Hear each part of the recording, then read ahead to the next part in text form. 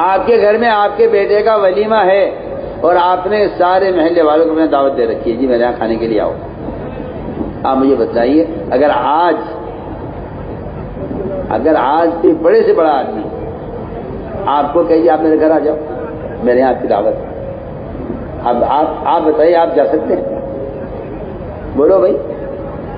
آپ کہیں گے جی میں تو نہیں آ سکتا، میں نے تو اپنے گھر میں لوگوں کو بلایا ہوا ہے. آپ غور تو کیجئے، ایک کھانے کی دعوت پر آپ لوگوں کو بلا لیں تو آپ اس دن کسی اور کی دعوت قبول نہیں کر سکتے. تو جو آدمی اللہ کی طرف بلا رہا ہو اللہ کے بندوں کو، کیا وہ باطل کی دعوت قبول کر لیں؟ کتنی آسان بات کر رہا ہوں میں، کتنی آسان بات عرض کر رہا ہوں. جو آدمی اپنے دین کی دعوت پر دوسروں کو بلا رہا ہے وہ کیسے کسی کی دعوت کو قبول کر لے گا؟ آپ محلے میں اپنے گھر میں کسی کو بلا لیں. آج میں کہتا ہوں سب کو چھوڑیے، ایک آدمی کو بلا لیجیے. آپ کسی سے آپ کا وقت طے کر لیں آپ کہ بھائی عبدالرحمان آپ میرے گھر آئیں گے، آپ میں آپ کے ساتھ کھانا کھاؤں گا. جی ٹھیک ہے. کوئی آ جائے آپ کے پاس کہ جی آپ ہمارے گھر چلیے، کبھی تو نہیں آ سکتا جی، میں نے تو ایک سال کو روک دیا ہوا ہے، میں تو میرے گھر مہمان آ رہا ہے، میں نہیں آ سکتا. اب وہ لاکھ کوشش کر لے آپ کو لے جانے کی، آپ کہیں گے نہیں جی میں اس کو کیا جواب دوں گا. سوچیے نا میں کتنی آسان بات بتا رہا ہوں. تو جو آدمی مسلسل روزانہ اللہ کے بندوں کو اللہ کی طرف بلائے گا، کیا وہ اللہ کے دشمنوں کی دعوت قبول کر سکتا ہے؟ ایسے عبداللہ بن حذافہ رضی اللہ تعالیٰ بادشاہ نے قید کیا اور قید کر کے بادشاہ نے ان کو اپنی طرف دعوت دی کہ تم آسانی ہو جائے. میں کہا میں دین قبول نہیں کروں گا. اس نے کہا میں آپ کو آدھا ملک دیتا ہوں. آدھا ملک کا مطلب یہ ہوا آدھا مال، آدھی فوج، آدھی زمین آپ لے لیجیے، لیکن آپ اسلام چھوڑ دیں. آپ میری بات پر توجہ دیں. آج مسلمان کتنی معمولی چیزوں کے لیے اسلام کو چھوڑ رہا ہے، معمولی چیز کے لیے. وہ تو باطل مسلمان پر مال پیش کرے گا. مسلمان کو اسلام سے ہٹانے کے لیے میں کہتا ہوں انبیاء کو مال پیش کیا قوموں نے. کون سا نبی ہے ایسا جس پر کافر نے مال پیش نہ کیا ہو؟ آپ کہ آپ یہ دعوت کا کام چھوڑ دیں، ہم آپ کو اپنا بادشاہ بنا لیں گے، آپ کو مالدار بنا دیں گے، آپ کی اتنی شادیاں کر دیں گے. بڑی آپ واقعات میں کہ اس لیے بھیجا نہیں گیا، میں تو تمہیں نکال کر جہنم سے لانے کے لیے بھیجا گیا ہوں. وہ مال پیش کر کے کہتے کام چھوڑ دیا. سلیمان علیہ السلام کو بلقیس نے مال بھیجا تھا یہ دیکھنے کے لیے کہ نبی ہے یا بادشاہ ہے. اگر نبی ہے تو مال رد کر دیں گے، مال قبول نہیں کریں گے. اگر بادشاہ ہے تو قبول کر لیں گے. اللہ تعالیٰ نے سلیمان علیہ السلام کو وحی سے بتا دیا کہ تمہارے لیے ہدیہ آ رہا ہے، تمہاری آزمائش کے لیے. سلیمان علیہ السلام نے اس ہدیے کے آنے سے پہلے جن میں سونے کی اینٹ آ رہی تھی ہدیے میں، پورا میدان انہوں نے سونے کا بنایا. پورا میدان سونے کا بنایا اور اس سونے کے میدان کو بنا کر اس پر گائے بھینس بیل بکریاں چھوڑ دی کہ ہمارے یہاں سونے کی وہ حیثیت ہے جو آپ کے یہاں مٹی کی حیثیت ہے. پورا میدان سونے کا، بہترین سونا، پورا میدان سونے کا، اصلی سونے کا بنا کر اس پر مویشی چھوڑ دیے. اس پر بیل گائے بھینس جو ہے گوبر کر رہے ہو، پیشاب بہ رہا ہے. آؤ دیکھو ہمارے یہاں ہمارے سونے کی حیثیت یہ ہے. اس ہدیے کے پہنچنے سے پہلے جنات نے پوری زمین سونے کی بنا دی تھی.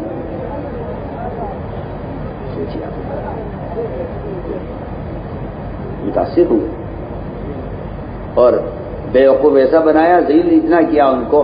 سلیمان علیہ السلام نے ان کو اتنا ذلیل کیا کہ جس راستے سے ان کو آنا تھا اس راستے سے ان کی لائی ہوئی اینٹ کے برابر سونے کی جگہ خالی چھوڑ دی. اس لیے اتنی کہ ہم یہاں سونا لگائیں گے. مقصد یہ تھا کہ یہاں سے گزریں گے اور ان کے ہاتھ میں سونا ہوگا اسی جگہ کے برابر. تو یہ سوچیں پڑ جائیں گے کہ اگر بادشاہ سے ملاقات ہونے سے پہلے ہماری تلاشی ہونے لگی اور یہ سونے کی اینٹ جو ہم ہدیے میں لائے ہیں اگر یہ یہاں ہمارے سامان میں نکل آئی تو ہم پر الزام لگے گا چوری کا کہ انہوں نے اینٹ یہاں سے اٹھائی. بتائیے آپ کتنا ذلیل کیا. اللہ پورا سونا فرش سونے کا بنایا اور اتنی بڑی جگہ خالی چھوڑ دی. وہاں سے ان کو گزارا ادھر سے آؤ گزرتے ہوئے. تو دیکھا تو وہاں تو اتنی جگہ خالی پڑی ہوئی تھی جتنی بڑی ہم اینٹ لائے تھے. انہیں یہ خیال نہیں آیا کہ یہاں لگا دیں گے. یہ انہیں خیال یہ آیا جن کا سارا فرش سونے کا میدان سونے کا بنا ہوا ہے انہیں ہماری اینٹ کی کیا ضرورت ہے. مگر اس خیال سے وہ اینٹ وہاں پھینک دی کہ اگر تراشی ہو گئی بادشاہ کے پاس جانے سے پہلے تو یہ اینٹ نکلے گی سونے کی جسے ہدیہ بنا کے لا رہے تھے بادشاہ سلیمان علیہ السلام کو متاثر کرنے کے لیے. اللہ اکبر. فرمایا کہ اللہ نے ہمیں دیا ہوا ہے اپنی ذات سے لینے کا ہمیں راستہ دیا ہوا ہے تو ہمیں اللہ نے تم سے بہتر دیا ہوا ہے. اپنے ہدیے سے آپ بھی خوش ہوئیے, ہمیں اس کی ضرورت نہیں ہے. اس طرح انبیاء علیہ السلام مال کو رد کر دیا کرتے تھے یہ بتلانے کے لیے کہ ہمیں مال نہیں چاہیے, ہمیں تو تمہاری ذات مطلوب ہے. اسی لیے انبیاء علیہ السلام تکلیف پہنچانے والوں پر بھی صبر کرتے تھے اور مال لانے والوں کے مال کو رد کرتے تھے تاکہ یہ سمجھے کہ ہم ان سے کیا چاہتے ہیں. میرے بزرگوں دوستوں عزیزوں, اصل بات یہ ہے کہ اسلام کے پھیلنے کا جو بنیادی سبب ہے وہ مسلمان کے اسلام کو لے کر پھرنا ہے. اصل آپ دیکھ لیجیے جس چیز کو لے کر مسلمان پھر رہا ہے اس چیز دنیا میں عام ہو رہی ہے. ہر ملک کی چیز ہر ملک میں ملنے لگی ہے کہ مسلمان چیزیں لے کر پھر رہا ہے. اگر مسلمان اپنے دین کی دعوت کو لے کر پھرے تو پھر ہم آپ سے عرض کرنا چاہتے ہیں کہ دین کے پھیلنے کا جو بنیادی سبب ہے وہ اصل میں دین کو لے کر پھرنا ہے. دین کو لے کر پھرنا ہے. اس لیے کہ اگر مشکل یہ ہے کہ اس زمانے کا مسلمان یہ سمجھتا ہے کہ دین کی دعوت کو لے کر پھرنا ضروری نہیں ہے, اور بھی ذرائع ہے دین کی بات کے پہنچانے کے. حالانکہ اللہ نے قرآن میں جگہ جگہ نکلنے کا حکم دیا ہے, اور بلکہ جہاں نکلنے کا حکم دیا ہے وہاں اگر نکلنے میں تاخیر ہو گئی ہے تو وہاں عذاب کی دھمکی بھی ہے. الا تنفروا, اگر نہیں نکلو گے اللہ تمہیں عذاب دیں گے. کیونکہ اللہ کے راستے میں نہ پھرنا دین کو مٹانا ہے, اور دین کو مٹانے والوں پر اللہ کا عذاب آنے والا ہے. تو پکی بات ہے. قرآن کی بات بالکل صاف ہے. دین میں لے کر نہ پھرنا دین کو مٹانا ہے, اور دین کو مٹانے والے پر اللہ کا عذاب آنا ہے. صاف ہے اللہ نے قرآن میں الا تنفروا يعذبكم عذابا الیما, اگر نہیں نکلو گے تو اللہ تعالیٰ تمہیں عذاب دیں گے اور تمہیں ہٹا کے دوسروں کو لائیں گے جن سے اللہ تعالیٰ دین کا کام لیں گے. میرا جی دوستو, اللہ نے آپ کو اس کام کے لیے اس زمانے میں اللہ نے آپ سے پہل کروائی ہے. سوچیے آپ اس زمانے میں اس دعوت کے فریضے کا اور انبیاء علیہ السلام کی دعوی محنت کے دوبارہ زندہ ہونے کا جو سبب بنا ہے اس میں اللہ نے آپ سے پہلے کام لیا ہے. اس لیے میں تاکید سے عرض کر رہا ہوں کہ سب سے پہلے آپ کے ذمہ حق بنتا ہے کہ آپ اس دین کی دعوت کو لے کر ملکوں میں جائیں. اس سے پہلے آپ کا حق بنتا ہے, پہلے آپ کا حق بنتا ہے کہ اس دین کی دعوت کو لے کر ملکوں میں جائیں. یہ پہلے آپ کا حق بنتا ہے. اس لیے کہ وہ مہاجرین یہ پہلے ہجرت کیے اور پہل کی ہے ہجرت کرنے میں, اللہ تعالیٰ کا ان کا درجہ اونچا درجہ ہے. تو میرے دوستو عزیزو, اصل بات ہے کہ دین کی دعوت کو لے کر پھرنا, اس لیے کہ دین کی دعوت ایک ایسا فریضہ ہے جو کسی قلم سے, کسی اخبار سے, کسی رسالے سے, کسی اور ذریعے سے یہ فریضہ ادا نہیں ہو سکتا. اس فریضے کے ادا کرنے کا جو سب سے بنیادی وہ شرط ہے وہ اپنے بدن کو استعمال کرنا ہے. میں تو کھل کر کہتا ہوں, سب سے کہتا ہوں کہ اس طرح نماز کے ادا کرنے کے لیے بدن کا کوئی متبادل نہیں ہے, اس طرح دعوت کے فریضے کا ادا کرنے کے لیے انسان کے بدن کا کوئی متبادل نہیں ہے. انسان بدن کا کوئی متبادل نہیں. اپنے بدن کو اس لیے کہ بھلائی کا حکم کرنا, برائی سے روکنا, یہ ایک ایسا فریضہ ہے. حدیث میں آتا ہے سارے مسلمان ایک کشتی کے سوار ہیں. یہ تو نہیں فرمایا کہ آپ اعلان کر دو کشتی میں کوئی سوراخ نہیں کرے گا تو سوراخ کرنے والا غرق ہوگا, آپ بچ جائیں گے. ایسا تو نہیں ہوگا. آپ پمفلیٹ جا کے تقسیم کرا دو کشتی میں, کوئی سوراخ نہیں کرے گا. آپ کہ جی میں نے تو بات پہنچا دی, میری ذمہ داری پوری ہو گئی ہے, اب جو سوراخ کرے گا وہی ہلاک ہوگا. نہیں, آپ بھی ہلاک ہوں گے. کیونکہ حدیث میں یہ نہیں فرمایا کہ آپ اعلان کر دو کوئی سوراخ نہیں کرے گا. حدیث میں فرمایا کہ اگر آپ نے سوراخ کرنے والے کا جا کر ہاتھ نہ پکڑے. اصل بات یہ ہے کہ گناہ کرنے والا شخص وہ کشتی میں سوراخ کرنے والا ہے. اصل بات یہ ہے بے دینی سے جو امت کی کشتی کو نقصان ہے, اس نقصان سے بچنے کے لیے اور کشتی کو ڈبونے سے بچانے کے لیے اور اپنی نجات کے لیے ایک ہی راستہ ہے۔ قرآن نے صاف کہا ہے کہ امت کی نجات کا صرف دعوت ہی ایک راستہ ہے اور کوئی راستہ نہیں۔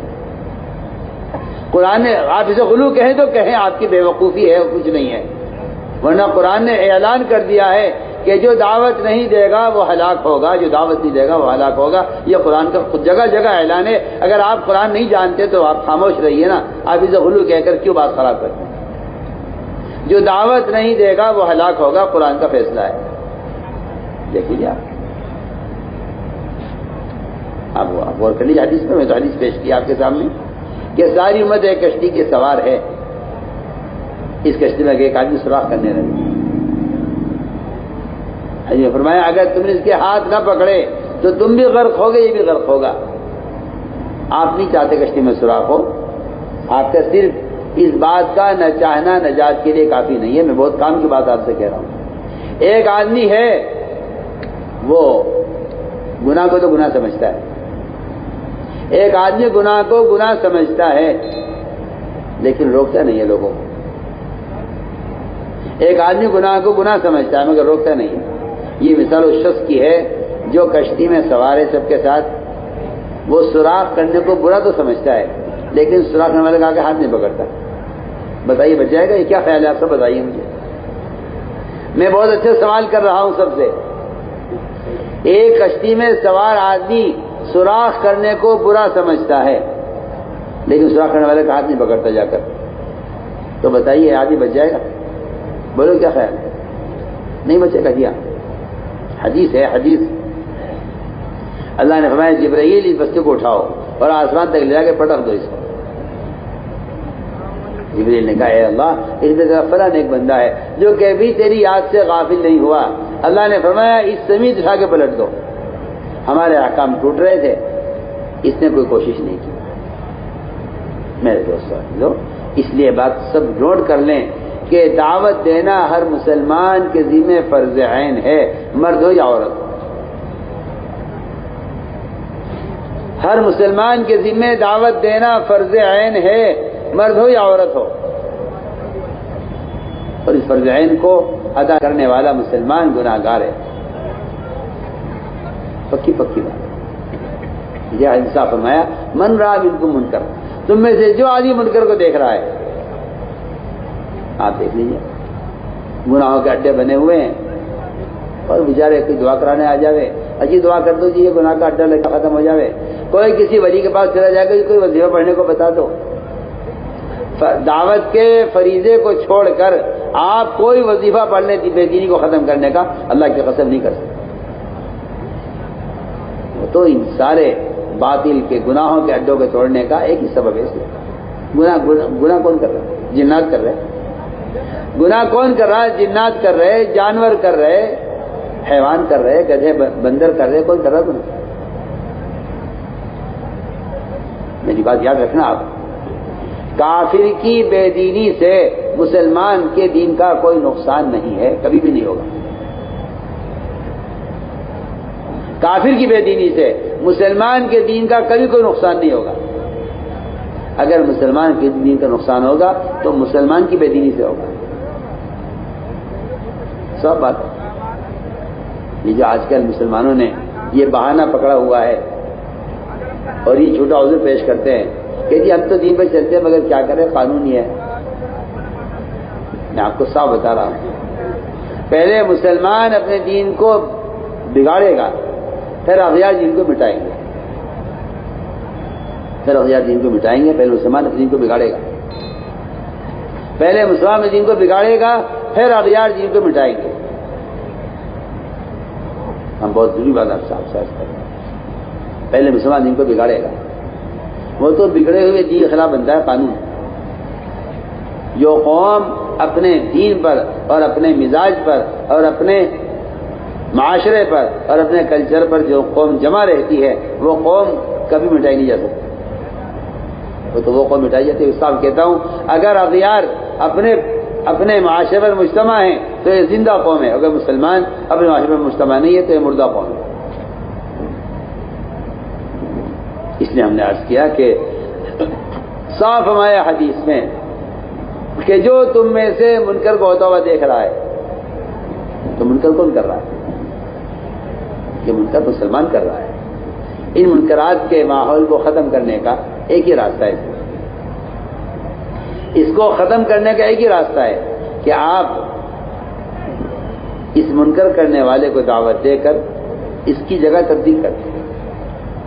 میں کہتا ہوں آپ سے، تبلیغ میں پھرنے کا مقصد ہی یہی تھا، تبلیغ میں پھرنے کا مقصد ہی یہی تھا کہ ہر مسلمان کو دعوت دے کر اس کو برائی کے ماحول سے نکال کر عمل کے ماحول میں لے آنا، تبلیغ پھرنے کا مقصد ہی ہے۔ اس لیے میرے دوستو عزیزو، یہ ہر مسلمان کے ذمہ فرض عین ہے، یہ ہر مسلمان کے ذمہ فرض عین ہے کہ ہر مسلمان اپنی ذات سے دوسروں کو دعوت دے، اس لیے کہ ایمان کی تکمیل کا، دین پر استقامت کا، اپنے دین پر غیبی مسئلوں کے اترنے کا، اور صاف بات ہے رکاوٹوں کے ہٹنے کا ایک واحد ذریعہ دعوت اللہ ہے، اس کے علاوہ کوئی راستہ نہیں، اس کے علاوہ کوئی ذریعہ نہیں۔ اس لیے اپنے ماحول کو بدلو دعوت کے ذریعے، اپنے ماحول کو بدلو دعوت کے ذریعے، اپنے ماحول کو تبدیل کرو دعوت کے ذریعے۔ اس لیے قرآن نے جگہ جگہ دھمکی دی ہے، اس راستے میں نکلنے میں دیر کرنے والوں کو قرآن نے دھمکی دی ہے۔ پڑھیے، آپ قرآن پڑھیے، قرآن کا حکم ہے وَأَنفِقُوا فِي سَبِيلِ اللَّهِ وَلَا تُلْقُوا بِأَيْدِيكُمْ إِلَى التَّهْلُكَةِ، اللہ کے راستے میں پھرنے میں، مال خرچ کرنے میں کبھی مت کرو ورنہ اپنے ہاتھوں میں آپ کو ہلاکت میں ڈالو گے۔ یہ آیت کب نازل ہوئی؟ انصار مدینہ نے یہ طے کیا کہ اسلام پھیل چکا ہے، اسلام مضبوط ہو گیا ہے، مسلمانوں کی تعداد زیادہ ہو گئی ہے، مسلمان کام کرنے والا عملہ کافی ہو گیا ہے۔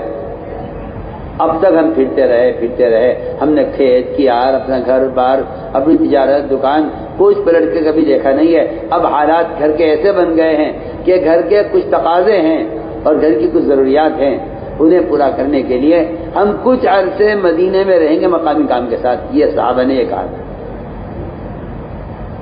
کچھ عرصے مدینے میں رہنا چاہتے ہیں، اور یہ بات جو کی تھی انہوں نے، روایت میں آتا ہے کہ اللہ کے رسول کی محبت کے ساتھ کی تھی، منافقین کی طرح نہیں کہ اللہ کے رسول سے نفرت کے ساتھ یہ سوچا ہو کہ ہمیں دعوت سے کام کرنا نہیں ہے۔ وہ کہتے ہیں ہم نے اللہ کے رسول کی محبت کے ساتھ آپس میں مشورہ کیا کہ ہم اب تک پھرتے رہے، جب اسلام کمزور تھا، مسلمان تھوڑے تھے، اب اسلام پھیل گیا ہے اور رکاوٹیں دور ہو گئی ہیں اور مسلمان زیادہ ہو گئے ہیں اور اسلام کے مددگار کافی ہو گئے ہیں۔ اگر ہم کچھ عرصہ مقامی کام کرتے ہوئے، مسجد کی آبادی کی محنت کرتے ہوئے اگر ہم کچھ عرصہ مدینے میں رہ لیں، کچھ کاروبار دیکھ لیں، کچھ کھیتی کیار دیکھ لیں، یہ ارادہ کیا انہوں نے۔ ادھر یہ مشورہ چل رہا تھا، ادھر اللہ تعالیٰ قرآن میں دھمکی اتار رہے تھے، دھمکی۔ یہ تھوڑی کہتے رہتا ہے ہاں بھائی تم تو بڑے کام کرنے والے ہو اور تم تو بڑے انصار ہو اور تم نے تو ابھی تک بڑی محنت کی ہے، بس کوئی حرج نہیں ہے، کچھ دن تم یہاں ٹھہر جاؤ، کچھ دن کے لیے دعوت کا کام چھوڑ دو، کچھ دن کے لیے باہر کا نکلنا چھوڑ دو، اور اب تو کوئی قتال بھی ہونے والا نہیں ہے، اس سے نکلنا ضروری ہو۔ صحابی خود کہہ رہے ہیں کہ کوئی قتال بھی ہونے والا نہیں ہے، اس کے لیے نکلنا ضروری ہو جائے۔ جیسا آج کل کے لوگوں کا خیال ہے کہ صحابہ تو قتال کے لیے نکلا کرتے تھے، اسی کے لیے وعدے، اسی کے لیے وعیدیں ہوتی تھی۔ میں کہتا ہوں کہ خیال غلط ہے بالکل۔ صحابہ کا پھرنا وہ تو اقامت دین کے لیے ہے، صحابہ کا نبی کی بعثت کا مقصد اسلام کو قائم کرنا ہے، دین کو قائم کرنا ہے۔ اس لیے نفر و خروج کا مقصد صرف دشمن سے مقابلہ کرنا ہی، کوئی نکلنے کا مقصد نہیں ہے۔ یہ تو ایک وقتی عارض ہے جو کبھی پیش آیا کبھی پیش نہیں آیا۔ اصل مقصد نکلنے کا ساری انسانیت کو جہنم سے بچانا اور ساری انسانیت کو ہدایت پر لانا، یہ نکلنے کا اصل مقصد تھا۔ ادھر یہ مشورہ ہو رہا تھا صحابہ کا، ادھر قرآن نازل ہو رہا تھا۔ اللہ نے ان صحابہ کو نکلنے کی دھمکی دی ہے اور ہلاکت کی دھمکی دی ہے جو صحابہ بہت پھرنے والے تھے۔ سنیے تو صحیح، جو اس کام کو کرتے ہی نہیں ہیں ان کے لیے کیا دھمکی ہوگی جب اتنی محنت کرنے والوں کے لیے اللہ نے قرآن میں دھمکی نازل کی ہے۔ سوچیا اللہ نے فرمایا وَأَنفِقُوا فِي سَبِيلِ اللَّهِ۔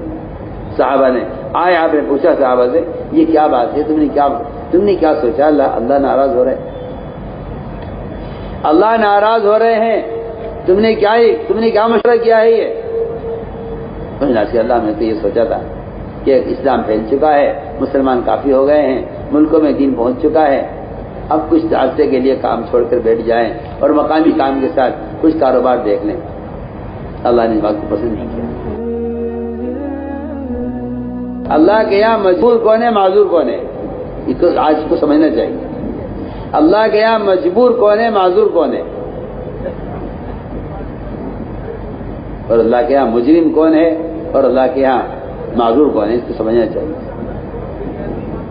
جو شخص اس کے لیے مسلسل کوشش کر رہا ہو وہ کہا جائے گا کہ ہاں یہ اللہ کیا معذور ہے۔ اللہ دیکھ لیں گے میرے بندے نے میرا حکم پورا کرنے کے لیے، میرے بندے نے میرے نبی کی سنت پر عمل کرنے کے لیے پوری کوشش کی ہے، اگر یہ کوشش کر رہا ہے تو یہ اللہ کے یہاں معذور ہے، ورنہ مجرم ہے۔ اگر کوشش نہیں کرتا تو مجرم ہے۔ دوسری شرط یہ ہے کہ آپ جتنی دیر اس شکل میں ہیں آپ اللہ تعالیٰ سے استغفار کرتے رہیں، اور تیسری شرط یہ ہے کہ آپ یہاں سے نکلتے ہی لباس تبدیل کر لیں، تب تو کہا جا سکتا ہے کہ آپ اللہ کیا مجرم نہیں ہیں، ورنہ آپ اللہ کیا مجرم صاف۔ میں ایسا فرماتے تھے میرے کام کا مقصد تو احیاء سنت ہے، میں تو ایک نمونہ پیش کرنا چاہتا ہوں سارے عالم کو۔ تو میرے بزرگ دوستوں عزیزوں، آپ صلی اللہ علیہ وسلم کے زمانے میں جو آدمی آتا تھا سب سے پہلے اس کے لیے کہ وہ آ کر ایسا بدل جایا کرتا تھا، آپ نے فرمایا کہ میری امت ساری امتوں کے درمیان میں ایسی ہے جیسے سفید بیل کے پہلو میں چند بال سیاہ ہوں، الگ الگ چمکتے ہوئے نظر آتے ہیں۔ اب تو حالت یہ ہے کہ کسی کو سلام کرتے بھی ڈر لگتا ہے، نام پوچھنا پڑتا ہے سلام کرنے سے پہلے کہ آپ کے کیا نام ہے۔ اس کا مطلب صاف یہ ہے، اس کا صاف مطلب یہ ہے کہ مسلمان سنتوں سے اتنا ننگا ہو گیا ہے کہ اس کو سلام کرتے ہوئے خیال ہوتا ہے پتہ نہیں مسلمان یا غیر مسلم۔ صاحب آپ سے تو میں آپ سے بے تکلف بات کر رہا ہوں۔ مسلمان نے اپنا حجہ یہ بنا لیا ہے کہ ابھی یہ سلام کا بھی مستحق نہیں رہا ہے، اس کو سلام کی کیسے کی جائے پتہ نہیں کون ہے۔ میرے دوستوں، اس لیے ہم نے عرض کیا کہ سنتوں کا بڑا مقام ہے اور سنتوں کو مٹانا دین کو مٹانا ہے۔ آپ یہ مت سمجھیے کہ آپ نے فرائض چھوڑ دیے تو اسلام جو ہے ضائع ہو گیا، نہیں۔ اگر آپ سنتیں چھوڑ رہے ہیں تو آپ اسلام کا ایک حصہ معاشرے کو ضائع کر رہے ہیں۔ اسلام کا ایک بڑا حصہ معاشرہ ہے، عبادات، معاملات، اخلاق، معاشرہ، یہ چار شعبے ہیں، یہ ایمان کا معاشرہ، ایمان کا ایک حصہ ہے جس کو آپ یہ کہہ کے چھوڑ دیتے ہیں کہ اس سے کیا ہوتا ہے۔ اس لیے بنیادی طور پر بحث کر رہے ہیں کہ سنتوں کا اہتمام سر سے لے کر پیر تک مسلمان کو ایسا ہونا چاہیے کہ دور سے دیکھ کر پہچانا جائے کہ یہ مسلمان ہے۔ چنانچہ میں عرض کر رہا تھا کہ ایک بات آپ کی خدمت میں حاضر ہوئی، حیات الصحابہ میں اس کو نقل کیا ہے اور ایمان کی حقیقت کے اعتبار سے بیان کیا ہے کہ ایمان کسے کہتے ہیں۔ یہ 7 آدمی کی جماعت تھی، آپ صلی اللہ علیہ وسلم کو دور سے دیکھ کر پہچان گئے۔ وہ خود کہتے ہیں کہ آپ نے ہماری حلیے سے پہچانے کے مومن ہیں۔ ہم قریب آئے، آپ نے ہم سے پوچھا آپ نے کہ تم کون ہو؟ ہم نے آپ کے سوال کے ساتھ جواب دیا کہ ہم ایمان والے ہیں فوراً، اس لیے کہ انسان کا مزاج ہے یہ کہ وہ جو اصل اس کا مقصد ہوتا ہے اس سے وہ اپنا تعارف کراتا ہے۔ آپ پوچھیں کسی دکاندار سے کہ آپ کیا ہیں، کہ میں تاجر ہوں۔ آپ کی ڈاکٹر پوچھے آپ کیا ہے، کہ میں ڈاکٹر ہوں۔ آپ کسی انجینئر سے پوچھیں آپ کیا ہے، کہ میں انجینئر ہوں۔ جس آدمی کا دنیا میں جو کام ہوتا ہے اس کام سے اس کا تعارف ہوتا ہے۔ ایسے آپ صلی اللہ علیہ وسلم نے ان سے پوچھا کہ تم کیا ہو؟ سب نے کہا کہ یا رسول اللہ ہم سب ایمان والے ہیں۔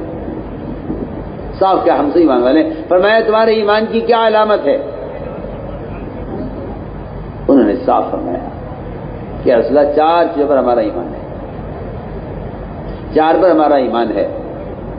ہم ایمان لائے ہیں اللہ پر، اس کے فرشتوں پر، اس کی کتابوں پر، اس کے رسولوں پر، اور ہمارا ایمان ہے آخرت کے دن پر، اور ہمارا ایمان ہے تقدیر پر۔ تقدیر پر ایمان یہ ہے کہ ہم اللہ تعالیٰ کے ہر فیصلے سے راضی رہتے ہیں۔ تقدیر کہتی اس کو ہے کہ بندہ اللہ کے ناگوار فیصلوں پر اپنی رضا ظاہر کرے، بندہ اللہ کے فیصلوں پر اپنی رضا ظاہر کرے، اسے کہتے ہیں تقدیر پر ایمان۔ اس لیے اللہ تعالیٰ نے ہر انسان کے ساتھ جو کچھ پیش آنا ہے وہ اللہ نے اس کی پیشانی پر لکھ دیا ہے۔ بچے کی پیدائش سے بہت پہلے فرشتہ اللہ تعالیٰ کو ایک ایک چیز کی خبر کرتا رہتا ہے کہ اب یہ رحم کے اندر نطفہ اس حالت میں ہے، اب یہ لوتھڑا ہو گیا ہے، اب یہ بن گیا ہے، اب یہ جسم بن گیا ہے۔ اللہ فرماتے ہیں کہ اس کی پیشانی پر سب کچھ لکھ دو جو کچھ اس کو پیش آنا ہے۔ فرشتہ آتا ہے، پیشانی لکھ کر چلا جاتا ہے۔ میں سمجھتا ہوں کہ ہر انسان کا مقدر اس کی پیشانی پر لکھا ہوا ہے، اسی لیے ہر آدمی پریشانی میں اپنا ہاتھ پیشانی پر مارتا ہے اور وہ یہ کہتا ہے کہ جہاں لکھا ہوا ہے وہ ہوا ہے۔ ہر آپ کسی مذہب کا آدمی ہو، کوئی فقیر ہو یا کوئی وزیر ہو،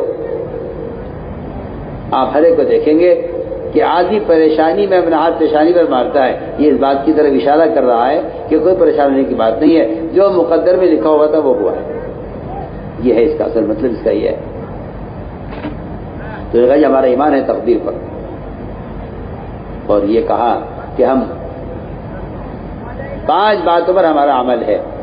سب سے پہلی بات یہ ہے کہ ہم شہادتین کی گواہی دیتے ہیں۔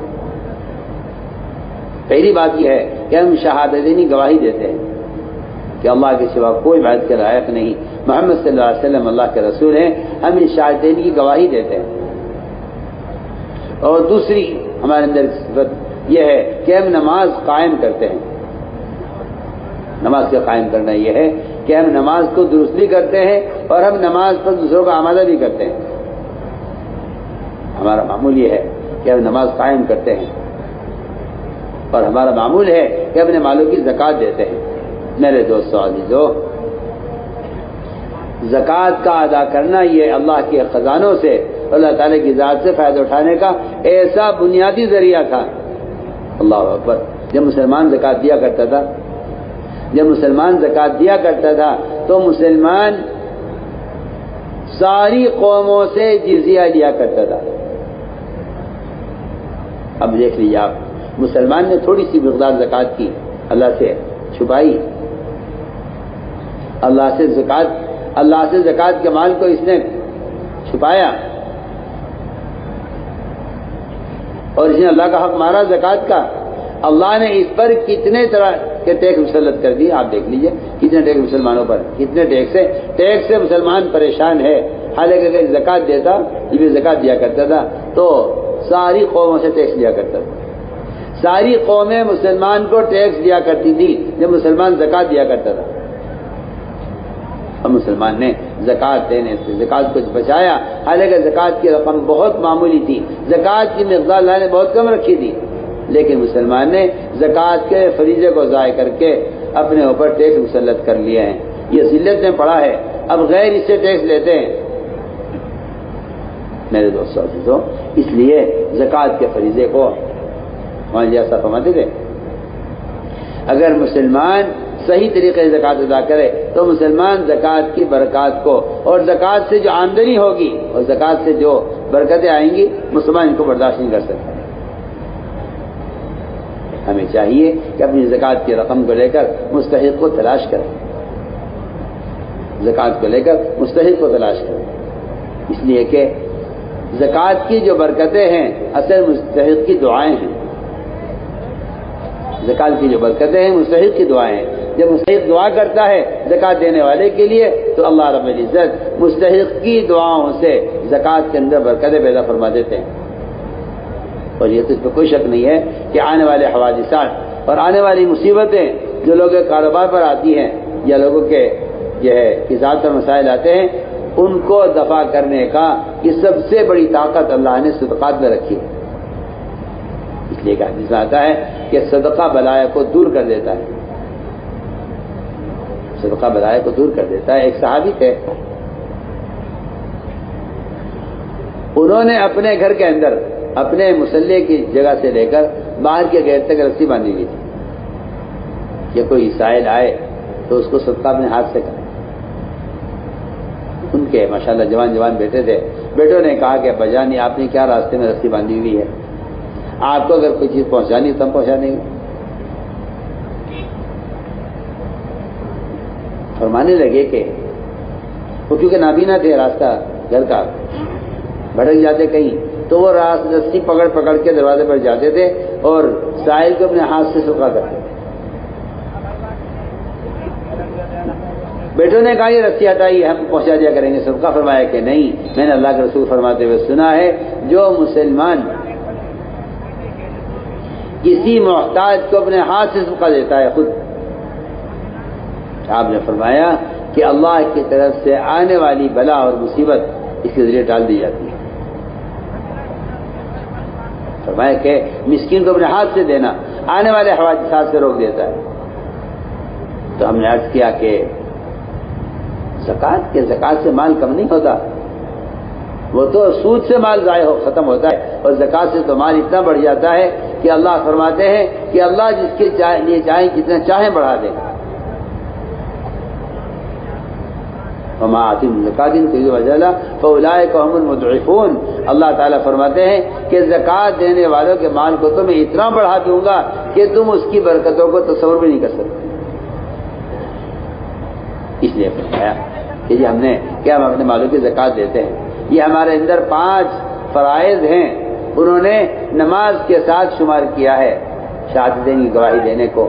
یہ میں کہنا چاہتا تھا کہ شہادتین کی گواہی دینا گویا ہر مسلمان کے ذمہ نماز کی طرح فرض ہے کہ انہوں نے اس کو فرائض بھی گنوایا.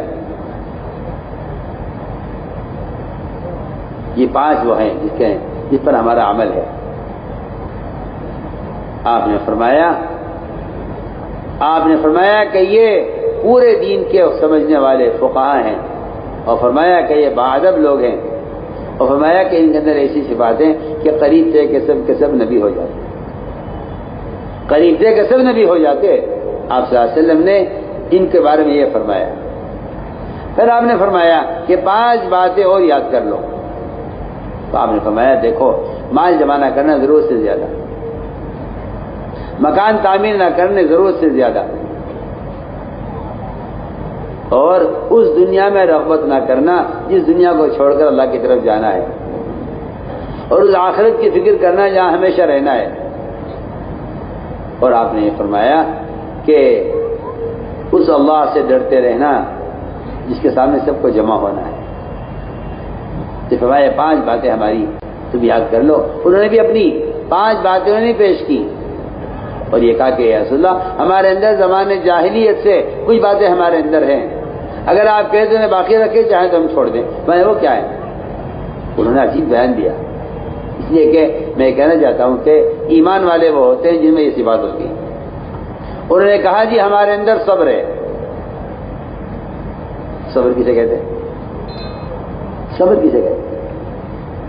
آج کل لوگ یہ سمجھتے ہیں کہ صبر کا مطلب یہ ہے کہ کوئی آپ کو سزا برداشت کرتے رہے, کہ نہیں, اس کو صبر نہیں کہتے.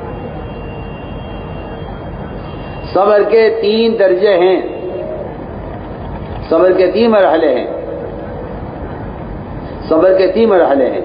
سب سے پہلا صبر کا درجہ یہ ہے کہ مسلمان اپنے نفس کو مجبور کرے اللہ کے فرائض کے ادا کرنے پر, اور ہر کام میں, ہر ضرورت میں سنت کے مطابق عمل کرنے پر اپنے اس کو مجبور کرے. یہ صبر کا پہلا درجہ ہے. اپنے نفس کو مجبور کرے فرائض کے ادا کرنے پر,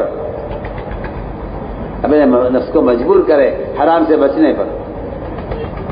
دوسرا درجہ صبر کا یہ ہے کہ مسلمان اپنے آپ کو مجبور کرے ہر ضرورت کو سنت کے مطابق پورا کرنے پر. اگر یہ 2 درجے مسلمان صبر کے پورے کر لیتا ہے تو پھر مسلمان آگے کسی رکاوٹ میں, یا مثال سے بحث کرتا ہوں کہ اگر باطل آ جائے اس کے دین کے مقابلے میں تو پھر یہ صبر کیا, یہ باطل کے مقابلے پر جم سکے گا, اس کو صبر کہتے ہیں. لیکن یہ 2 مرحلے جو صبر کے ہیں, حرام سے بچنا, فرائض کو پورا ادا کرنا, اور اپنے نفس کو سنت کے اتباع پر مجبور کرنا. اگر مسلمان ان 2 لائن سے صبر کر لے تو پھر تیسرا جو صبر کا مرحلہ ہے وہ یہ ہے کہ پھر آدمی اپنے دین پر جمع رہے گا استقامت کے ساتھ. لاکھ اسے ہٹایا جائے گا اس کے دین سے مگر یہ ہٹے گا نہیں دین سے، اس لیے کہ اس نے صبر کے 2 مرحلے پورے کر لیے ہیں. میں تو ساتھ بات کرتا ہوں، جو بچہ پہلی کلاس میں ناکام ہو جائے کیا وہ دوسری کلاس میں جا سکتا ہے؟ وہ کسی بات نہیں. اس لیے ہم نے عرض کیا کہ یہ ہے ایمان کی ان کے اندر علامتیں، یہ ہمارے اندر صبر ہے. واقعی صبر ایسی صفت ہے. نبی کی نبوت کو صبر سے پہچانا گیا ہے. نبی کی نبوت کو کہ آپ نبی ہیں یا نہیں، اس کو پہچاننے کے لیے کفار آپ کو ستایا کرتے تھے، آپ کو نبی جاننے کے لیے کہ آپ نبی ہیں یا نہیں.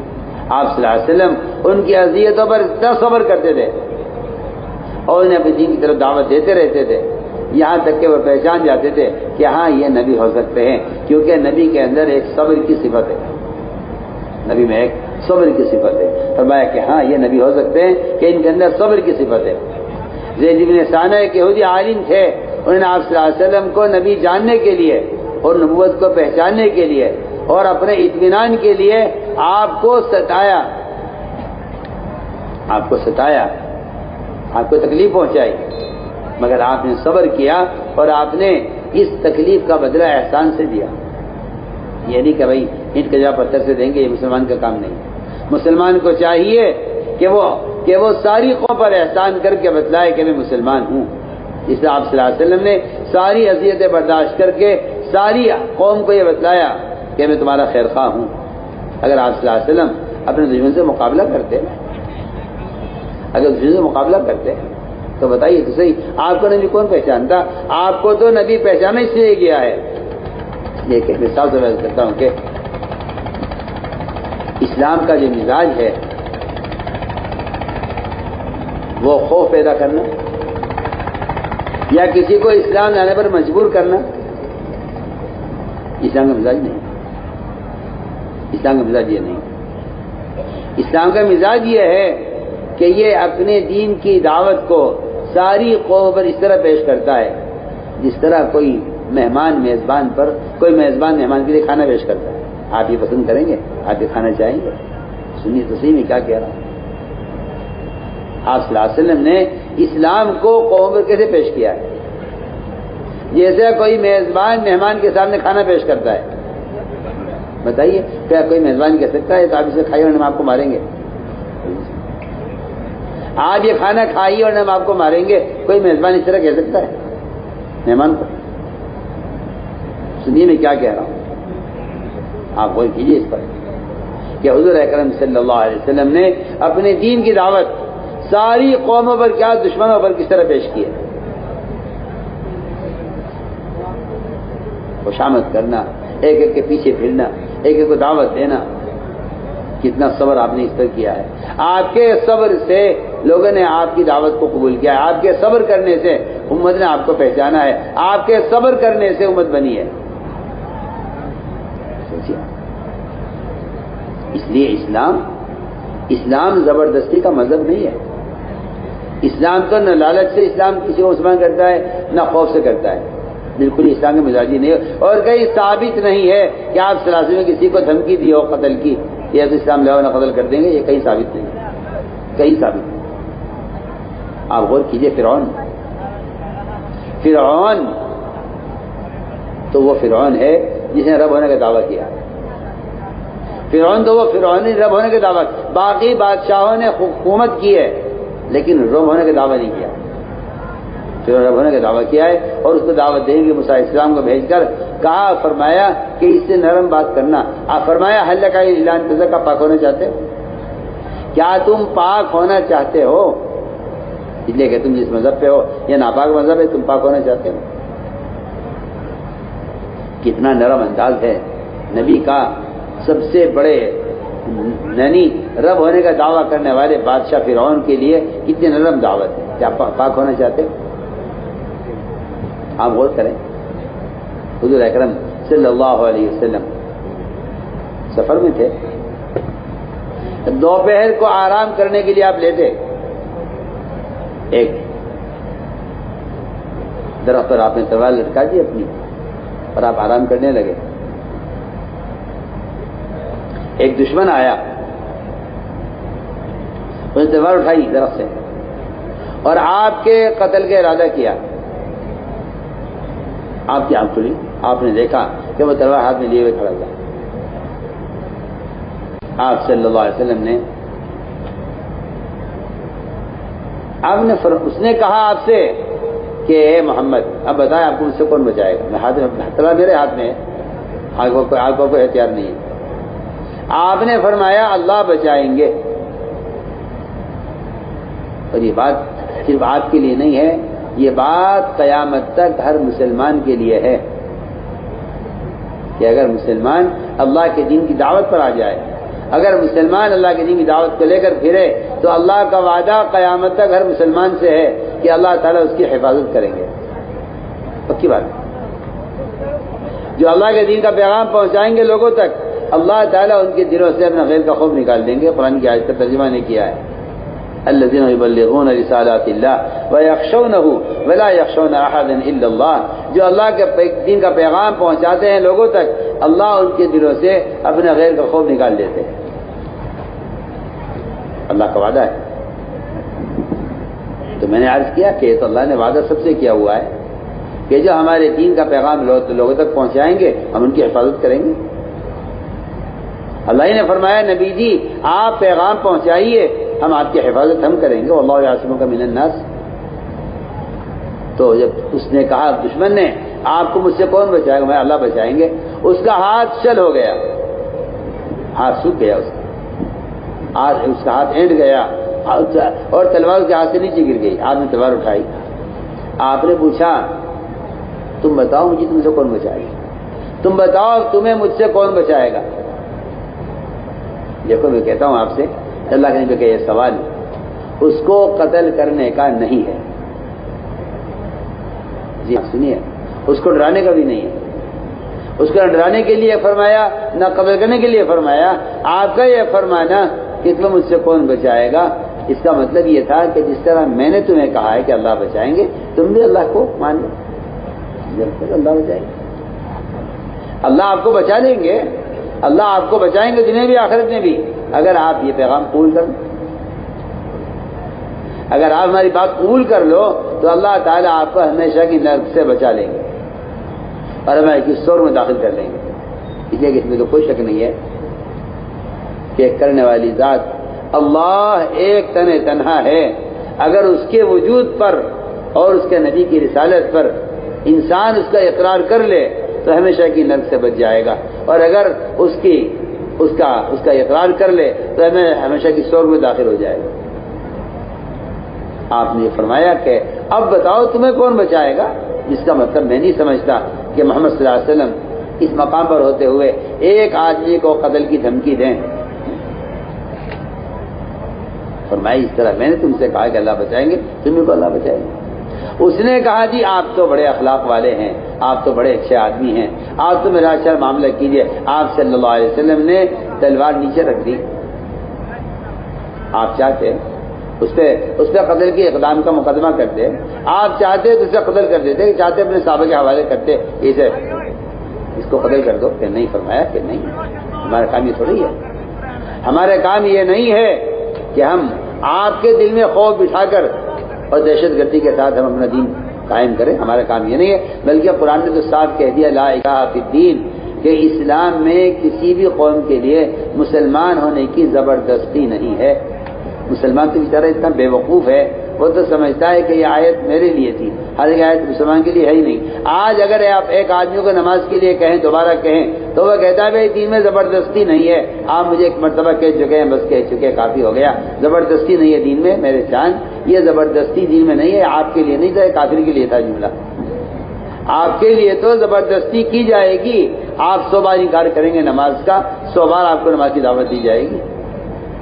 جی ہاں, مسلمان کو عمل پر آمادہ کرتا رہے, خوشامد کرتا رہے, یہ آیت آپ کے لیے ہے ہی نہیں، یہ تو آپ نے اپنی بیوقوفی سے اس آیت کا مطلب اپنے طرف پھیر لیا کہ لا اکراہ فی الدین، کہ بھائی دین میں زبردستی نہیں ہے، آپ نے نماز کے لیے کہہ دیا بس آپ کی ذمہ داری پوری ہو گئی۔ میں کہتا ہوں غلط خیال ہے آپ کا، مسلمان کو تو فرائض پر آمادہ کیا جاتا رہے گا۔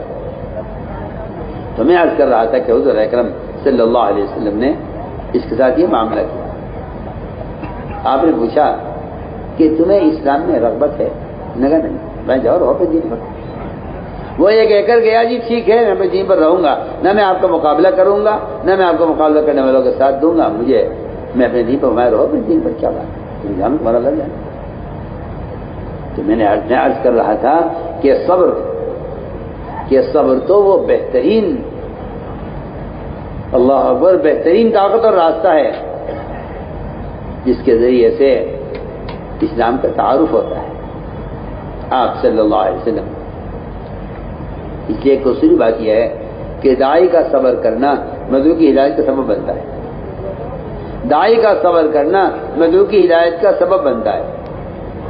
یہ ہے اصل بات، یہ ہے کہ داعی اگر صبر کر لے تو اللہ تعالیٰ اس کے صبر کو مدعو کی، اس لیے کہ صبر کرنے سے اس کی بات کے اندر قوت پیدا ہو جاتی ہے، اس کی بات کو قوت پیدا ہوتی ہے صبر کرنے سے۔ تو میں نے عرض کیا کہ یہ ہے اصل بات کہ ہمیں ایمان کی علامتوں کے ساتھ، اور یہ بات پکی بات ہے کہ ایمان کی تکمیل اور ایمان کی قوت، اب ان پر استقامت جو حاصل ہوتی ہے وہ اپنے دین کی دعوت سے حاصل ہوتی ہے۔ سب سے بنیادی بات یہ ہے کہ مسلمان کے دین کی دعوت پر آئے، اس لیے کہ قرآن نے صاف کہہ دیا ہے کہ اس شخص سے اچھا دین اور پختہ مذہب کسی کا ہو نہیں سکتا جو دعوت عبادت کو جمع کر لے۔ قرآن نے صاف کہا ہے وَمَنْ أَحْسَنُ قَوْلًا مِمَّنْ دَعَا إِلَى اللَّهِ، اس سے زیادہ اچھا دین ہو کس کا سکتا ہے جو دوسروں کو دعوت دیتے ہوئے عمل کرے۔ آپ غور کر لیجئے، دور صحابہ میں صحابہ کرام دین کی دعوت کو لے کر حرکت میں رہتے تھے۔ آج تو آپ دیکھیں گے کہ ایک مسلمان معمولی دنیا کے لیے یا معمولی سا کوئی خوف پیدا ہو جائے یا کوئی معمولی دھمکی دے دے تب دین چھوڑ دیتا ہے۔ جب صحابہ کرام دین کی دعوت کے لیے پھرا کرتے تھے، اللہ تعالیٰ نے ان کے قدموں کو دین پر جمایا تھا، ان کے دین کی مدد کرنے کی وجہ سے۔ یہ قرآن کی آیت کا مطلب ہے ان تنصروا اللہ ینصرکم ویثبت اقدامکم، کہ اگر تم اللہ کے دین کے مددگار ہو تو اللہ تمہاری مدد کریں گے، تمہارے قدموں کو دین پر جما دیں گے۔ آپ غور کیجیے، ایک صحابی تھے عبداللہ بن حذافہ رضی اللہ تعالیٰ، ایک صحابی تھے عبداللہ بن حذافہ رضی اللہ تعالیٰ عنہ، اپنی جماعت کے ساتھ کام کرے تھے روم کے بادشاہ ان کو قید کیا، وہ نصرانی تھا، ان کو نصرانی ہونے کی دعوت دی کہ آپ نصرانی ہو جائیے۔ انہوں نے کہا نہیں میں تو یہ مذہب اختیار نہیں کروں گا، میں تو، کیونکہ جو آدمی اپنے دین کی دعوت دیتا ہے، اب میں آپ سے پوچھتا ہوں نا، ایک آدمی تاجر ہے، بڑا بزنس مین ہے اور اس کے ملکوں میں تجارت پھیلی ہوئی ہے، اگر آپ اس سے یہ کہیں کہ آج آپ تجارت چھوڑ دیں اور آپ زمیندارہ شروع کر دیں تو کیا خیال ہے آپ کا؟ وہ ایسا کر لے گا؟ بولو بھائی کیا خیال ہے؟ میں تو زمیندارہ جانتا بھی نہیں ہوں، اور میں کیسے زمیندارہ کروں؟ میں تو تجارت کرتا ہوں۔ میں کہتا ہوں کہ دنیا کا معمولی کام اگر آدمی اس کو اپنا کام بنا لے تو وہ اس کو چھوڑتا نہیں ہے کسی قیمت پر۔ تو پھر جو آدمی دین کی دعوت کو اپنا معمول بنا لے، کیا وہ دین چھوڑ دے گا؟ یہ اذان دیتے ہیں مؤذن مسجدوں میں، کیا یہ نماز چھوڑ دیں گے مؤذن؟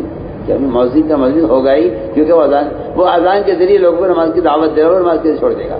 میں آپ کو آسان مثال دے رہا ہوں۔ وہ تو جو مسلمان دین کی دعوت چھوڑ دیتے ہیں وہ دین چھوڑ دیتے ہیں، اللہ ان کی مدد بھی نہیں کرتے، کیونکہ جو اس کے دین کے مددگار نہیں ہے اللہ ان کے مددگار نہیں ہے۔ اس لیے بات قسم 100 بار اللہ کی قسم کھا کر کہا جا سکتا ہے کہ دین کی دعوت کے بغیر کوئی مسلمان اپنے دین پر ثابت قدم نہیں رہ سکتا۔ وہ اس کے اپنے مسلمان ہے کہ تصور ہے، خیال ہے، وہ خیالی مسلمان ہے، وہ خیالی مسلمان ہے، وہ خیالی مسلمان۔ ورنہ یہ نہیں ہو سکتا کہ ایک مسلمان اپنے دین کی دعوت پر قائم ہو اور وہ کسی کا دین قبول کر لے۔ میں ایک مثال آپ کو آسان مثال دے کر پوچھتا ہوں، آپ کے گھر میں ولیمہ ہے بچے کا، آپ کے گھر میں آپ کے بیٹے کا ولیمہ ہے اور آپ نے سارے محلے والوں کو اپنے دعوت دے رکھی ہے، جی میرے یہاں کھانے کے لیے آؤ۔ آپ مجھے بتلائیے، اگر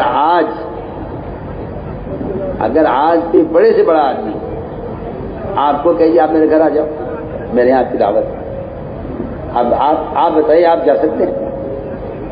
بولو بھائی، آپ کہیں گے جی میں تو نہیں آ سکتا، میں نے تو اپنے گھر میں لوگوں کو بلایا ہوا ہے۔ آپ غور تو کیجئے، ایک کھانے کی دعوت پر آپ لوگوں کو بلا لیں تو آپ اس دن کسی اور کی دعوت قبول نہیں کر سکتے۔ تو جو آدمی اللہ کی طرف بلا رہا ہو اللہ کے بندوں کو، کیا وہ باطل کی دعوت قبول کر لیں؟ کتنی آسان بات کر رہا ہوں میں، کتنی آسان بات عرض کر رہا ہوں۔ جو آدمی اپنے دین کی دعوت پر دوسروں کو بلا رہا ہے وہ کیسے کسی کی دعوت کو قبول کر لے گا؟ آپ محلے میں اپنے گھر میں کسی کو بلا لیں، آج میں کہتا ہوں سب کو چھوڑیے، ایک آدمی کو بلا لیجیے، آپ کسی سے آپ کا وقت لیں، طے کر لیں آپ کہ بھائی عبدالرحمان آپ میرے گھر آئیں گے، آپ میں آپ کے ساتھ کھانا کھاؤں گا، جی ٹھیک ہے۔ کوئی آ جائے آپ کے پاس کہ جی آپ ہمارے گھر چلیے، کبھی تو نہیں آ سکتا جی، میں نے تو ایک سال کو وقت دیا ہوا ہے، میں تو میرے گھر مہمان آ رہا ہے، میں نہیں آ سکتا۔ اب وہ لاکھ کوشش کر لے آپ کو لے جانے کی، آپ کہیں گے نہیں جی میں اس کو کیا جواب دوں گا؟ سوچیے نا میں کتنی آسان بات بتا رہا ہوں۔ تو جو آدمی مسلسل روزانہ اللہ کے بندوں کو اللہ کی طرف بلائے گا، کیا وہ اللہ کے دشمنوں کی دعوت قبول کر سکتا ہے؟ ایسے عبداللہ بن حذافہ رضی اللہ تعالیٰ بادشاہ نے قید کیا اور قید کر کے بادشاہ نے ان کو اپنی طرف دعوت دی کہ تم آسانی ہو جائے۔ میں کہا میں دین قبول نہیں کروں گا۔ اس نے کہا میں آپ کو آدھا ملک دیتا ہوں۔ آدھا ملک کا مطلب یہ ہوا آدھا مال، آدھی فوج، آدھی زمین آپ لے لیجیے، لیکن آپ اسلام چھوڑ دیں۔ آپ میری بات پر توجہ دیں۔ آج مسلمان کتنی معمولی چیزوں کے لیے اسلام کو چھوڑ رہا ہے، معمولی چیز کے لیے۔ وہ تو باطل مسلمان پر مال پیش کرے گا، مسلمان کو اسلام سے ہٹانے کے لیے۔ میں کہتا ہوں انبیاء کو مال پیش کیا قوموں نے، کون سا نبی ہے ایسا جس پر کافر نے مال پیش نہ کیا ہو؟ آپ سمجھ کہ آپ اس دعوت کا کام چھوڑ دیں، ہم آپ کو اپنا بادشاہ بنا لیں گے، آپ کو مالدار بنا دیں گے، آپ کی اتنی شادیاں کر دیں گے۔ اور یہ آپ واقعات میں کہ مجھ سے بھیجا نہیں گیا، میں تو تمہیں نکال کر جہنم سے جنت لانے کے لیے بھیجا گیا ہوں۔ وہ مال پیش کر کے کہتے کام چھوڑ دیا۔ سلیمان علیہ السلام کو بلقیس نے مال بھیجا تھا یہ دیکھنے کے لیے کہ نبی ہے یا بادشاہ ہے۔ اگر نبی ہے تو مال رد کر دیں گے، مال قبول نہیں کریں گے، اگر بادشاہ ہے تو قبول کر لیں گے۔ اللہ تعالیٰ نے سلیمان علیہ السلام کو وحی سے بتا دیا کہ تمہارے لیے ہدیہ آ رہا ہے، تمہاری آزمائش کے لیے۔ سلیمان علیہ السلام نے اس ہدیے کے آنے سے پہلے جن میں سونے کی اینٹ آ رہی تھی ہدیے میں، پورا میدان انہوں نے سونے کا بنایا، پورا میدان سونے کا بنایا، اور اس سونے کے میدان کو بنا کر اس پر گائے بھینس بیل بکریاں چھوڑ دی کہ ہمارے یہاں سونے کی وہ حیثیت ہے جو آپ کے یہاں مٹی کی حیثیت ہے۔ پورا میدان سونے کا، بہترین سونا، پورا میدان سونے کا، اصلی سونے کا بنا کر اس پر مویشی چھوڑ دیے، اس پر بیل گائے بھینس جو ہے گوبر کر رہے ہو، پیشاب بہ رہا ہے۔ آؤ دیکھو ہمارے یہاں ہمارے سونے کی حیثیت یہ ہے۔ اس ہدیے کے پہنچنے سے پہلے جنات نے پوری زمین سونے کی بنا دی تھی۔ سوچیے آپ متاثر ہوئے اور بیوقوف ایسا بنایا، ذلیل اتنا کیا ان کو، سلیمان علیہ السلام نے ان کو اتنا ذلیل کیا کہ جس راستے سے ان کو آنا تھا اس راستے سے ان کی لائی ہوئی اینٹ کے برابر سونے کی جگہ خالی چھوڑ دی۔ اس لیے اتنی کہ ہم یہاں سونا لگائیں گے، مقصد یہ تھا کہ یہاں سے گزریں گے اور ان کے ہاتھ میں سونا ہوگا اسی جگہ کے برابر، تو یہ سوچیں پڑ جائیں گے کہ اگر بادشاہ سے ملاقات ہونے سے پہلے ہماری تلاشی ہونے لگی اور یہ سونے کی اینٹ جو ہم ہدیے میں لائے ہیں اگر یہ یہاں ہمارے سامان میں نکل آئی تو ہم پر الزام لگے گا چوری کا، کہ انہوں نے اینٹ یہاں سے اٹھائی. بتائیے آپ کتنا ذلیل کیا. اللہ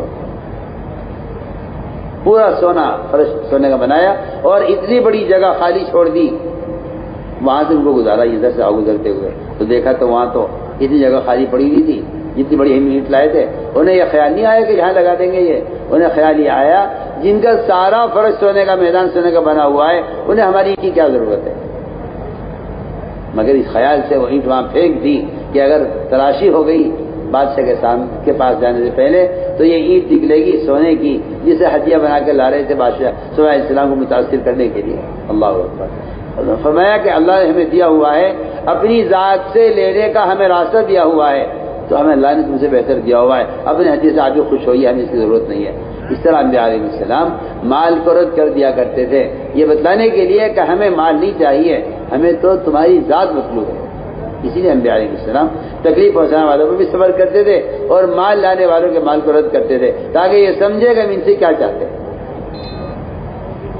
میرے بزرگوں دوستوں عزیزوں, اصل بات یہ ہے کہ اسلام کے پھیلنے کا جو بنیادی سبب ہے وہ مسلمان کے اسلام کو لے کر پھرنا ہے. اصل آپ دیکھ لیجیے جس چیز کو لے کر مسلمان پھر رہا ہے اس چیز دنیا میں عام ہو رہی ہے. ہر ملک کی چیز ہر ملک میں ملنے لگی ہے کہ مسلمان چیزیں لے کر پھر رہا ہے. اگر مسلمان اپنے دین کی دعوت کو لے کر پھرے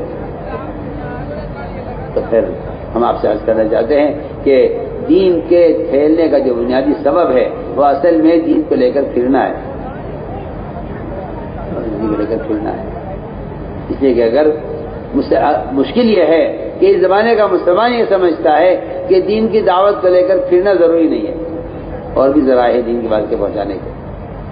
حالانکہ اللہ نے قرآن میں جگہ جگہ نکلنے کا حکم دیا ہے اور بلکہ جہاں نکلنے کا حکم دیا ہے وہاں اگر نکلنے میں تاخیر ہو گئی ہے تو وہاں عذاب کی دھمکی بھی ہے. اللہ تنفروا, اگر نہیں نکلو گے تو اللہ تمہیں عذاب دیں گے.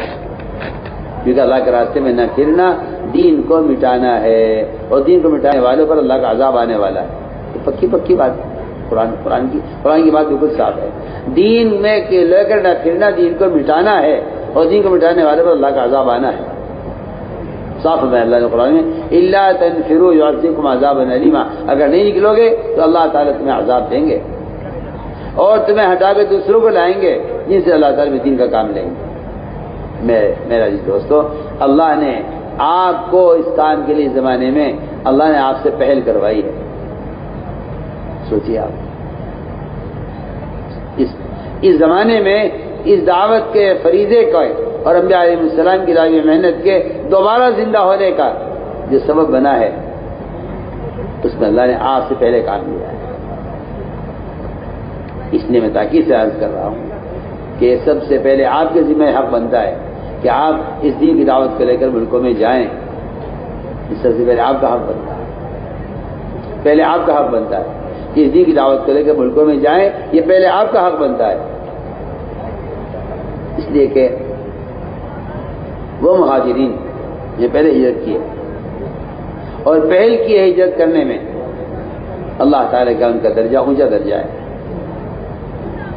تو میرے دوستو عزیزو, اصل بات ہے کہ دین کی دعوت کو لے کر پھرنا, اس لیے کہ دین کی دعوت ایک ایسا فریضہ ہے جو کسی قلم سے, کسی اخبار سے, کسی رسالے سے, کسی اور ذریعے سے یہ فریضہ ادا نہیں ہو سکتا. اس فریضے کے ادا کرنے کا جو سب سے بنیادی وہ شرط ہے وہ اپنے بدن کو استعمال کرنا ہے. میں تو کھل کر کہتا ہوں, سب سے کہتا ہوں کہ اس طرح نماز کے ادا کرنے کے لیے بدن کا کوئی متبادل نہیں ہے, اس طرح دعوت کی فریضے کا ادا کرنے کے لیے انسان کے بدن کا کوئی متبادل نہیں ہے.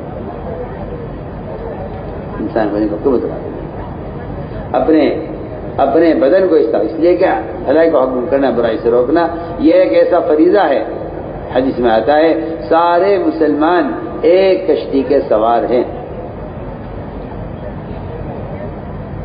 یہ تو نہیں فرمایا کہ آپ اعلان کر دو کشتی میں کوئی سوراخ نہیں کرے گا تو سوراخ کرنے والا غرق ہوگا, آپ بچ جائیں گے. ایسا تو نہیں ہوگا. آپ پمفلیٹ چھاپ کے تقسیم کرا دو کشتی میں, کوئی سوراخ نہیں کرے گا. آپ کہ جی میں نے تو بات پہنچا دی, میری ذمہ داری پوری ہو گئی ہے, اب جو سوراخ کرے گا وہی ہلاک ہوگا. نہیں, آپ بھی ہلاک ہوں گے. کیونکہ حدیث میں یہ نہیں فرمایا کہ آپ اعلان کر دو کوئی سوراخ نہیں کرے گا. حدیث میں فرمایا کہ اگر آپ نے سوراخ کرنے والے کا جا کر ہاتھ نہ پکڑے, اصل بات یہ ہے, اصل بات یہ ہے کہ گناہ کرنے والا شخص وہ کشتی میں سوراخ کرنے والا ہے. اصل بات یہ ہے بے دینی سے جو امت کی کشتی کو نقصان ہے، اس نقصان سے بچنے کے لیے اور کشتی کو ڈبونے سے بچانے کے لیے اور اپنی نجات کے لیے ایک ہی راستہ ہے. قرآن نے صاف کہا ہے کہ امت کی نجات کا صرف دعوت ہی ایک راستہ ہے، اور کوئی راستہ نہیں. قرآن نے آپ اسے غلو کہیں تو کہیں، آپ کی بے وقوفی ہے اور کچھ نہیں ہے، ورنہ قرآن نے اعلان کر دیا ہے کہ جو دعوت نہیں دے گا وہ ہلاک ہوگا، جو دعوت نہیں دے گا وہ ہلاک ہوگا. یہ قرآن کا جگہ جگہ اعلان ہے. اگر آپ قرآن نہیں جانتے تو آپ خاموش رہیے نا، آپ اسے غلو کہہ کر کیوں بات خراب کرتے ہیں؟ جو دعوت نہیں دے گا وہ ہلاک ہوگا، قرآن کا فیصلہ ہے. دیکھیے آپ غور کر لیجیے حدیث میں. میں تو حدیث پیش کی آپ کے سامنے کہ ساری امت ایک کشتی کے سوار ہے. اس کشتی میں ایک آدمی سوراخ کرنے لگے. حضرت فرمایا اگر تم نے اس کے ہاتھ نہ پکڑے تو تم بھی غرق ہوگے، یہ بھی غرق ہوگا. آپ نہیں چاہتے کشتی میں سوراخ ہو، آپ کا صرف اس بات کا نہ چاہنا نجات کے لیے کافی نہیں ہے. میں بہت کام کی بات آپ سے کہہ رہا ہوں. ایک آدمی ہے وہ گناہ کو تو گناہ سمجھتا ہے، ایک آدمی گناہ کو گناہ سمجھتا ہے لیکن روکتا نہیں ہے لوگوں کو. ایک آدمی گناہ کو گناہ سمجھتا ہے مگر روکتا نہیں ہے. یہ مثال اس شخص کی ہے جو کشتی میں سوار ہے سب کے ساتھ. وہ سوراخ کرنے کو برا تو سمجھتا ہے لیکن سوراخ کرنے والے کا آگے ہاتھ نہیں پکڑتا. بتائیے بچ جائے گا؟ یہ کیا خیال ہے آپ سب بتائیے مجھے. میں بہت اچھا سوال کر رہا ہوں سب سے. ایک کشتی میں سوار آدمی سوراخ کرنے کو برا سمجھتا ہے لیکن سوراخ کرنے والے کا ہاتھ نہیں پکڑتا جا کر. تو بتائیے آدمی بچ جائے گا؟ بولو کیا خیال ہے؟ نہیں بچے گا کیا؟ حدیث ہے حدیث. اللہ نے فرمایا جبرائیل اس بستے کو اٹھاؤ اور آسمان تک لے جا کے پٹک دو اس کو. جبرائیل نے کہا اے اللہ اس میں ذرا فلاں ایک بندہ ہے جو کبھی تیری یاد سے غافل نہیں ہوا. اللہ نے فرمایا اس سمیت اٹھا کے پلٹ دو. ہمارے احکام ٹوٹ رہے تھے، اس نے کوئی کوشش نہیں کی. میرے دوستو اس لیے بات سب نوٹ کر لیں کہ دعوت دینا ہر مسلمان کے ذمہ فرض عین ہے، مرد ہو یا عورت. ہر مسلمان کے ذمہ دعوت دینا فرض عین ہے، مرد ہو یا عورت ہو. اور اس فرض عین کو ادا کرنے والا مسلمان گناہگار ہے. پکی پکی بات. یہ انصاف فرمایا من رأى منکم منکر، تم میں سے جو آدمی منکر کو دیکھ رہا ہے. آپ دیکھ لیجیے گناہوں کے اڈے بنے ہوئے ہیں اور بیچارے کوئی دعا کرانے آ جاوے، اجی دعا کر دو جی یہ گناہ کا اڈا لگ گیا ختم ہو جاوے. کوئی کسی ولی کے پاس چلا جائے گا کوئی وظیفہ پڑھنے کو بتا دو. دعوت کے فریضے کو چھوڑ کر آپ کوئی وظیفہ پڑھنے بے دینی کو ختم کرنے کا اللہ کی قسم نہیں کر سکتے. تو ان سارے باطل کے گناہوں کے اڈوں کے توڑنے کا ایک ہی سبب ہے. گناہ کون کر رہا ہے؟ جنات کر رہے ہیں. گناہ کون کر رہا ہے؟ جنات کر رہے، جانور کر رہے، حیوان کر رہے، گدھے بندر کر رہے. کون کر رہا گناہ؟ میری بات یاد رکھنا آپ. سے مسلمان کے دین کا کوئی نقصان نہیں ہے، کبھی بھی نہیں ہوگا. کافر کی بے دینی سے مسلمان کے دین کا کبھی کوئی نقصان نہیں ہوگا. اگر مسلمان کے دین کا نقصان ہوگا تو مسلمان کی بے دینی سے ہوگا. سب بات ہے. یہ جو آج کل مسلمانوں نے یہ بہانہ پکڑا ہوا ہے اور یہ جھوٹا عذر پیش کرتے ہیں کہ جی ہم تو دین پہ چلتے ہیں مگر کیا کریں قانون ہی ہے.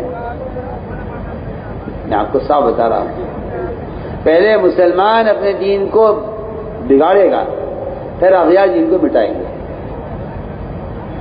پھر اغیار دین کو مٹائیں گے. پہلے مسلمان اپنے دین کو بگاڑے گا، پہلے مسلمان اپنے دین کو بگاڑے گا پھر اغیار دین کو مٹائیں گے.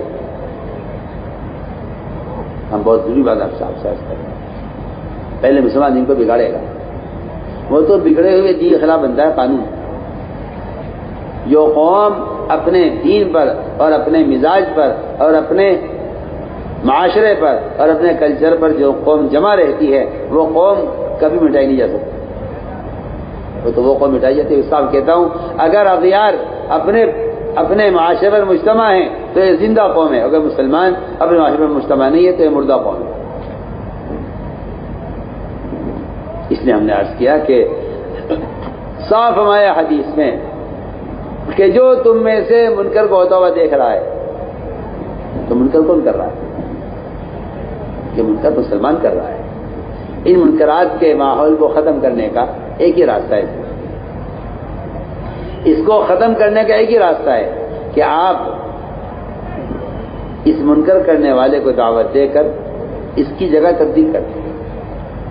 میں کہتا ہوں آپ سے، تبلیغ میں پھرنے کا مقصد ہی یہی تھا، تبلیغ میں پھرنے کا مقصد ہی یہی تھا کہ ہر مسلمان کو دعوت دے کر اس کو برائی کے ماحول سے نکال کر عمل کے ماحول میں لے آنا، تبلیغ پھرنے کا مقصد ہی ہے۔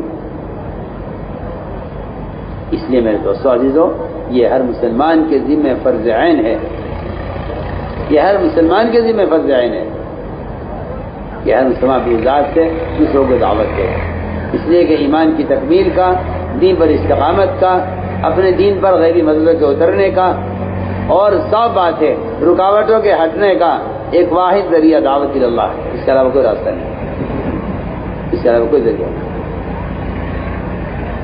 اس لیے اپنے ماحول کو بدلو دعوت کے ذریعے، اپنے ماحول کو بدلو دعوت کے ذریعے، اپنے ماحول کو تبدیل کرو دعوت کے ذریعے۔ اس لیے قرآن نے جگہ جگہ دھمکی دی ہے، اس راستے میں نکلنے میں دیر کرنے والوں کو قرآن نے دھمکی دی ہے۔ پڑھیے، آپ قرآن پڑھیے، قرآن کا حکم ہے وَأَنفِقُوا فِي سَبِيلِ اللَّهِ وَلَا تُلْقُوا بِأَيْدِيكُمْ إِلَى التَّهْلُكَةِ، اللہ کے راستے میں پھرنے میں، مال خرچ کرنے میں کبھی مت کرو ورنہ اپنے ہاتھوں اپنے آپ کو ہلاکت میں ڈالو گے۔ یہ آیت کب نازل ہوئی؟ انصار مدینہ نے یہ طے کیا کہ اسلام پھیل چکا ہے، اسلام مضبوط ہو گیا ہے، مسلمانوں کی تعداد زیادہ ہو گئی ہے، مسلمان کام کرنے والا عملہ کافی ہو گیا ہے۔ اب تک ہم پھرتے رہے، ہم نے کھیت کیار، اپنا گھر بار، اپنی تجارت، دکان کچھ پلٹ کے کبھی دیکھا نہیں ہے۔ اب حالات گھر کے ایسے بن گئے ہیں کہ گھر کے کچھ تقاضے ہیں اور گھر کی کچھ ضروریات ہیں، انہیں پورا کرنے کے لیے ہم کچھ عرصے مدینے میں رہیں گے مقامی کام کے ساتھ۔ یہ صحابہ نے یہ کہا تھا، کچھ عرصے مدینے میں رہنا چاہتے ہیں، اور یہ بات جو کی تھی انہوں نے، روایت میں آتا ہے کہ اللہ کے رسول کی محبت کے ساتھ کی تھی، منافقین کی طرح نہیں کہ اللہ کے رسول سے نفرت کے ساتھ یہ سوچا ہو کہ ہمیں دعوت سے کام کرنا نہیں ہے۔ وہ کہتے ہیں ہم نے اللہ کے رسول کی محبت کے ساتھ آپس میں مشورہ کیا کہ ہم اب تک پھرتے رہے، جب اسلام کمزور تھا، مسلمان تھوڑے تھے، اب اسلام پھیل گیا ہے اور رکاوٹیں دور ہو گئی ہیں اور مسلمان زیادہ ہو گئے ہیں اور اسلام کے مددگار کافی ہو گئے ہیں۔ اگر ہم کچھ عرصہ مقامی کام کرتے ہوئے، مسجد کی آبادی کی محنت کرتے ہوئے اگر ہم کچھ عرصہ مدینے میں رہ لیں، کچھ کاروبار دیکھ لیں، کچھ کھیت کیار دیکھ لیں، یہ ارادہ کیا انہوں نے۔ ادھر یہ مشورہ چل رہا تھا، ادھر اللہ تعالیٰ قرآن میں دھمکی اتار رہے تھے، دھمکی۔ یہ تھوڑی کہتے اللہ تعالیٰ ہاں بھائی تم تو بڑے کام کرنے والے ہو اور تم تو بڑے انصار ہو اور تم نے تو ابھی تک بڑی محنت کی ہے، بس کوئی حرج نہیں ہے، کچھ دن دنیا ٹھہر جاؤ، کچھ دن کے لیے دعوت کا کام چھوڑ دو، کچھ دن کے لیے باہر کا نکلنا چھوڑ دو، اور اب تو کوئی قتال بھی ہونے والا نہیں ہے، اس سے نکلنا ضروری ہو۔ صحابی خود کہہ رہے ہیں کہ کوئی قتال بھی ہونے والا نہیں ہے، اس کے لیے نکلنا ضروری ہو جائے۔ جیسا آج کل کے لوگوں کا خیال ہے کہ صحابہ تو قتال کے لیے نکلا کرتے تھے، اسی کے لیے وعدے، اسی کے لیے وعیدیں ہوتی تھی۔ میں کہتا ہوں کہ خیال غلط ہے بالکل۔ صحابہ کا پھرنا وہ تو اقامت دین کے لیے ہے، صحابہ کا نبی کی بعثت کا مقصد اسلام کو قائم کرنا ہے، دین کو قائم کرنا ہے۔ اس لیے نفر و خروج کا مقصد صرف دشمن سے مقابلہ کرنا ہی، کوئی نکلنے کا مقصد نہیں ہے۔ یہ تو ایک وقتی عارض ہے جو کبھی پیش آیا کبھی پیش نہیں آیا۔ اصل مقصد نکلنے کا ساری انسانیت کو جہنم سے بچانا اور ساری انسانیت کو ہدایت پر لانا، یہ نکلنے کا اصل مقصد تھا۔ ادھر یہ مشورہ ہو رہا تھا صحابہ کا، ادھر قرآن نازل ہو رہا تھا۔ اللہ نے ان صحابہ کو نکلنے کی دھمکی دی ہے اور ہلاکت کی دھمکی دی ہے جو صحابہ بہت پھرنے والے تھے۔ سنیے تو صحیح، جو اس کام کو کرتے ہی نہیں ہیں ان کے لیے کیا دھمکی ہوگی جب اتنی محنت کرنے والوں کے لیے اللہ نے قرآن میں دھمکی نازل کی ہے۔ سوچیا، اللہ نے فرمایا وَأَنفِقُوا فِي سَبِيلِ اللَّهِ، صحابہ نے آئے آپ نے پوچھا صحابہ سے یہ کیا بات ہے، تم نے کیا سوچا؟ اللہ ناراض ہو رہے ہیں،